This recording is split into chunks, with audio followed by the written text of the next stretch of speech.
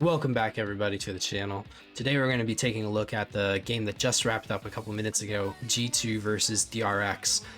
We're going to take a look at the last two maps of Abyss and Bind. So G2 won Lotus and it was pretty much just the Jogamo show. He got freaking 7 3Ks. But as we come into Abyss here, we get to see a little bit more of like the breakdown of like strats and set plays that I wanted to take a look at. Now, before we actually go into anything in the game, I wanted to highlight this frenzy buy that Jogamo has been doing for the past several rounds, past several pistol rounds, that is, in multiple matches, including this one. Jog goes for a frenzy and a flash rather than a like more util and a classic or like a sheriff or a ghost. And I think that's a really interesting strategy that G2 are going for, and I'm actually going to make a whole video about it at a later date, so stay tuned for that. Another thing that I want to highlight, we don't really see too much of it in this first round here, is the freeing Cypher and how he works mid. And we're not going to actually watch this round, but I just want to highlight the way this guy right here works the mid space. So let's skip ahead a couple rounds and we'll see a good example of that.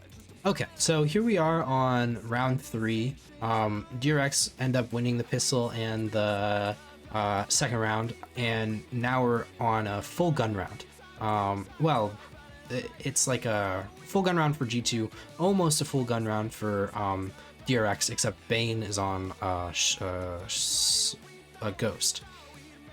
So as we run the round forward here, I wanted to show how freeing is like working this A main space, or the mid space, sorry. So if we take a look at this mid space here, we see an instant Cypher Cage and Cypher Cam out from freeing in mid. So this this cam sees into the mid space and also makes sure nobody's pushing up past this line.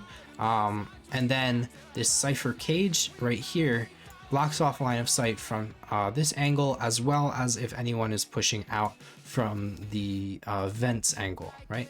So it's a really useful multi-use setup here. And we can see Jogamo's on the other side of it.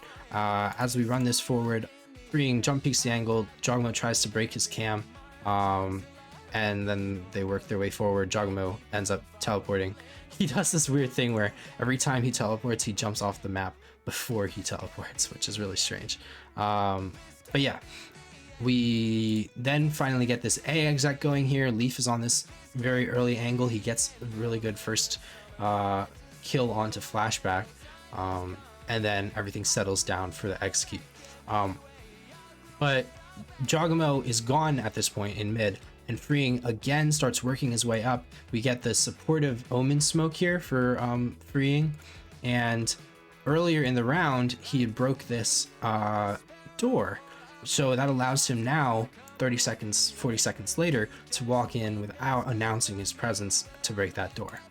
And once he gets into this vent space here, he does not go and break the door immediately. First off, we get the omen smoke on the A site, and then as the execute is coming out onto A, we get an omen flash through here as freeing breaks the door and peeks with it. Somehow Jonah gets caught by that, but no kill comes of it immediately. But it's really great execute. They get trades here from Mako and Jogamo, and then Hyunmin takes this incredible timing backside.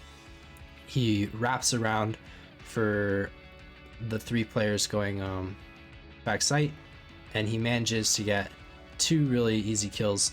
Gets traded out by Trent, and then in the post plant, Trent manages to take out Mako in a kind of messy spray down. But I really like the way that they're going about this mid space. Basically every round, freeing is coming up here, coming into vents, denying all this like space to G2, and every time they push past this, you know, he has the cam ready and able to see them. So yeah, let's move on to the next round. Okay, so we're gonna jump all the way to round 20 here. I know that's a big jump, But honestly, most of the rounds that I skipped were much of the same, where especially on the attack half, where Freeing walks up here, takes this space, and then they either execute A or B, and Freeing gets just a free kill here, like on Leaf or Jonah multiple times. So there's nothing really else to break down. But now this round is a really interesting set play, off of a long tech pause actually, and a round rollback, where I don't know what was going on, but Jogmo had something up with his PC and they rolled around back, and this is what DRX came up with for the next round. 4 players here, 4 DRX, 4 G2. They're about to get very bloody very quickly. They're looking for the crunch play here yet again. Gentleman goes into the peak reveal. Great reveal. Able to find one. Looks to get back. Conversion pass now going to be sent through. Flashback. Able to send that spray to find one. Bane gets leave. Jogmo dead. Fallon now trying to do it all, but can only find the one. What a round, honestly. So now let's run it back here and break it down a little slower. I'll turn the caches off so you can hear me a little bit better as well. So right off the rip, we get this flash coming out right next to my webcam. Flashes everyone here, and we get the Omen blind coming in as well, cutting off this angle, kind of like cutting off this space as well as this space. And then we get 3 players running in. We have Omen TPing into this space here. We have Hyunmin dashing in through heaven and down here. And then we have Flashback throwing another flash, by the way, the second flash, as he's running in to support them. And as we run it forward again, Hyunmin sees a bunch of players, so he doesn't take the fight. He dashes back out. We get a reveal, coming out, and Mako actually gets this kill through the wall. He gets the kill through the wall here, because of that reveal. And then Flashbacks gets the support from Hyunmin with the Waylay ult, gets flashed actually, but still manages to kill Trent.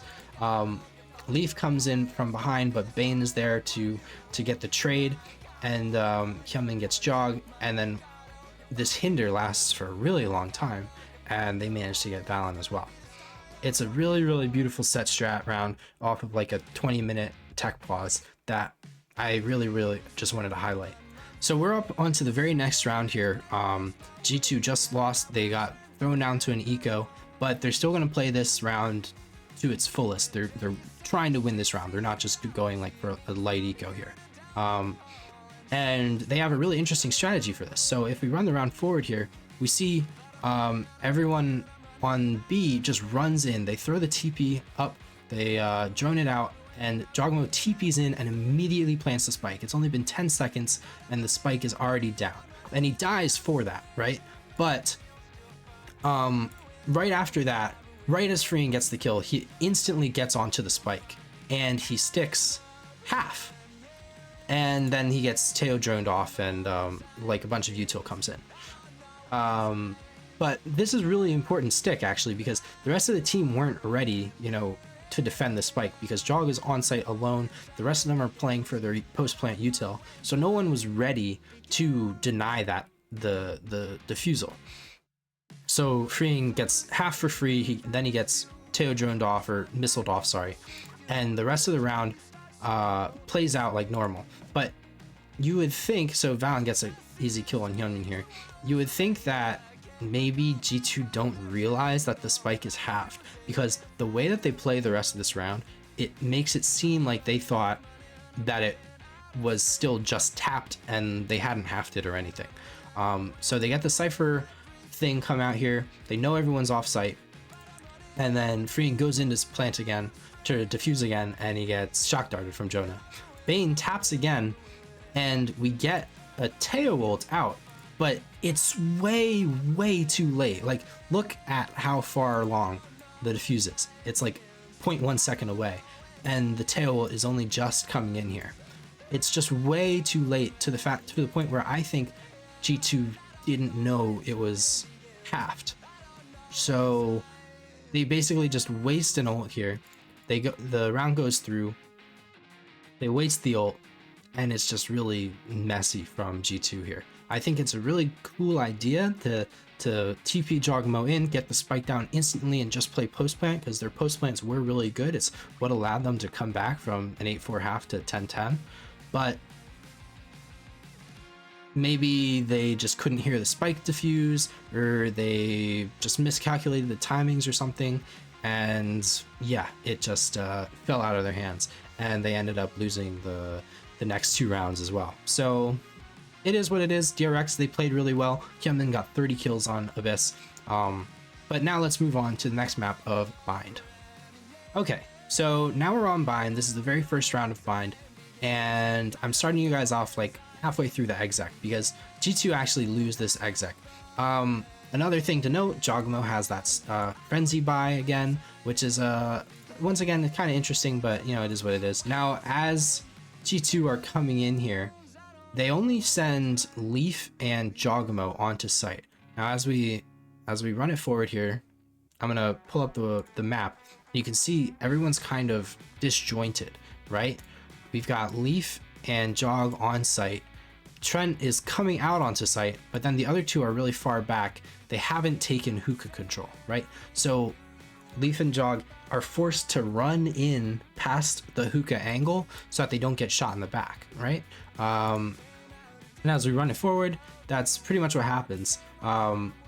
Bane gets Leaf from behind, and Jog runs in almost too far and dies on site.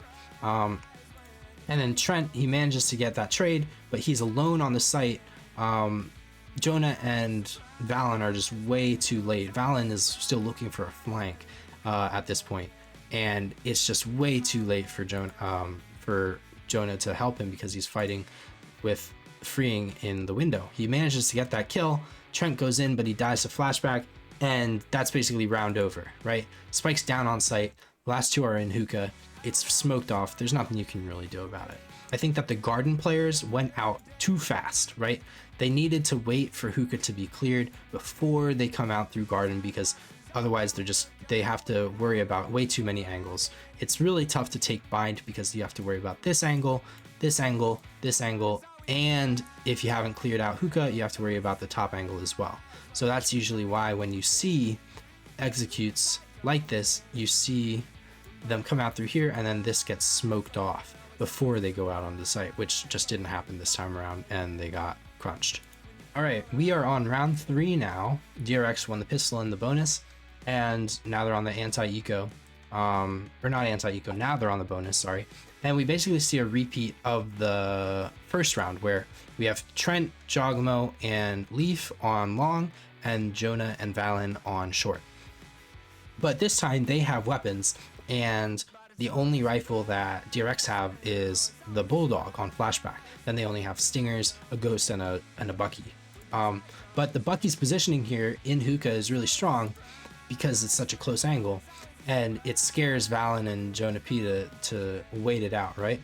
And then flashback takes that fight against Jogmo, dies instantly, so it's a 4v5. Site is almost taken, and it's a anti-eco, or it's a bonus round for DRX. Mako though, and once again, I'm telling you, they just don't take hookah, right? But this time they do the right thing, where they smoke off hookah. Okay, so they don't need to worry about this angle, which is the right thing to do in this situation. But they still don't take hookah, which makes it difficult once the smoke goes down and the plan is down. They don't really have an answer for it, right? So we'll see DRX are coming in on the backside here. Leaf has the wall up, which is really good, especially against the later buy of the stingers. But they break one section, they're starting to come in, and they take down Jogmo on that close angle. And one of the reasons why they're able to do this is because Hyunmin doesn't have to worry about the hookah angle, right? Usually when you're taking B site, it's really difficult to retake, because you have to worry about so many angles. If we come into the zoom in here, you have to worry about this angle, you have to worry about this angle, you have to worry about this angle. So it's really, really difficult to come out onto site like Hyunmin is doing. But because DRX still have hookah control, they don't need to worry about this angle, which allows him to focus and just immediately turn to check the right side, and he's not worried at all about his left flank, right? So he checks left, or he checks right, and he immediately gets the jog kill because he doesn't have to worry about anyone shooting him from the other angle. Leaf gets one, he gets traded out. Mako's still in hookah with a Bucky, and then the last three players are long. We get a nice saturate from Hyunmin and allows Bane to get a kill. He gets a really nice flick onto Trent, and then luckily for G2, Jono manages to win the clutch. But again, you're seeing how this issue of the hookah control is coming up again and again, where they don't take hookah and it kind of ruins their post play. All right, we are on to round 6 now of Bind. When you're 4-1 down, you need a round like this where you have a lot of ults to basically just secure you're getting another round, right? No matter what, we were gonna win this round. And this is the round that G2 went for. So all 5 players are stacked towards A side. Teo's Trent is holding up the A long control, and then the rest of the players are going main. And we instantly get double missiles out from Trent into long. I'm gonna pull up the map here and highlight where they are. So there's a missile here, and then there's a missile here. And then as the round goes along, we also get the Teo ult coming out here. Okay, but anyways, so basically it forces anyone who's playing in this space to either push up in here or fully fall off site, basically, losing the angle. And in case someone does push up, we instantly see Trent drone out this space as well. So now he knows for certain there's nobody long, right? So they all have to just worry about is lamps and the close angles, right? And in order to clear out the close angle, we get the ult from Valen. Freeing gets tagged by the thing as well, so he's known. And then to clear out the lamps angle, we get the Armageddon from Leaf. And somehow Freeing survives and gets taken down. Luckily, he gets taken down by the ult right at the end, but Mako manages to fully shut down the take by using his own ult in response. And so when all of the G2 players are wanting to push up, instead they're forced to fall back because there's no way that they can push through both a Viper Orb and a Brim ult. And Hyunmin manages to kill Valen and trade out Freeing. And then he kind of whiffs on Jogmo, and we get the ult from Bane used in response. So we've got 5 ults out here already, and now the round is slowed down. Jog's on 5 HP. Flashback has an op and his ult. So, and they've used 2 ults on the side of G2, 2 ults on the side of DRX.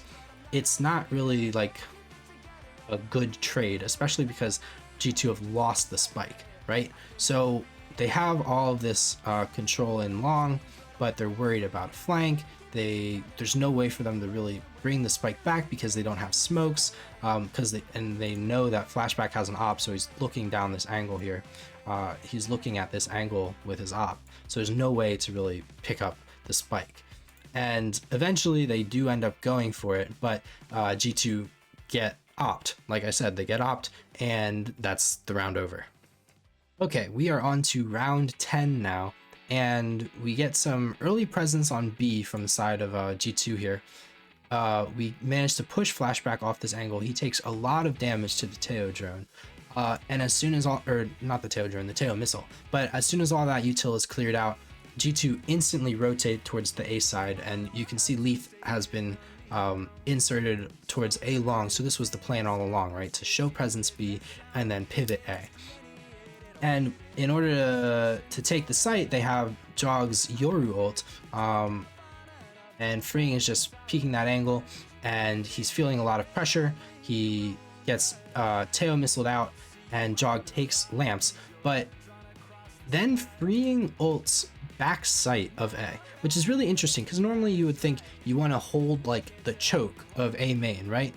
But instead he ults back sight, but this is actually a really good ult because not only does it kind of protect him from Jogamo, it also clears out in front where they normally plant. So I wonder if this is like, when I first watched this, I was like, oh, that's a really good like mid-round call to just ult to save your life, right? But I think this might be a set strat where they know like a specific Viper ult site here that allows them to not only clear backside but also get the planting spot as well, because this is a really good ult here from Free. But as we run the round forward, Jogmo has a shorty. It looks like he's gonna push in, but he just kind of holds this angle here, and then Jonah gets the spike down, but he dies to the Brim ult. And now everything kind of settles down for a second. Looks like Valen wants to try and take backside, but he's kind of trapped by his own deadlock wall. And then another interesting tidbit here is that the Viper actually just drops the ult at this point, because now they know like it's a 3v5. They want to play numbers. They don't want to allow any like 1v1s to happen, and in a Viper ult 1v1s can happen pretty regularly just because of the line of sights are so constricted. So he drops the Viper ult, and they end up just taking fights. He gets a crazy flick kill onto Jogamo there. Leaf gets one, and then the round is over again. But I thought that was a really cool like Viper play here, because they use the ult immediately when they feel all that pressure, but as soon as they realize that the pressure is abated, they just drop the ult, because at that point it's easier to take the site without the ult than with it. And okay, we are on the last round of the map. DRX is at 12, G2 at 7. You know, G2 did a pretty good showing of it on the attack. They definitely had some ideas, but at the end of the day, you know, they have 5 ults on the side of DRX, and G2 have none. And this is the type of round that you need. Like I said before, how G2 were trying to use their triple ults to just get around. You know, we're gonna win this round, but it didn't work for them. Whereas on the side of DRX here, they have all 5 ults in this case, and it's just like, yeah, we're gonna win this round. Like, we know that G2 have to be forcing up every single round. We know that they're probably gonna be on some weaker weaponry, so we're just gonna win this round, and that's game over. Use all of our ults, that's game over. So I'm gonna let this round play out. We'll let the casters come back in here, and we'll take a look together. DRX given the non-investment in the previous round. Flashback clears out. We get the molly from Amako, or Valen. And then we get 3 ults in rapid succession.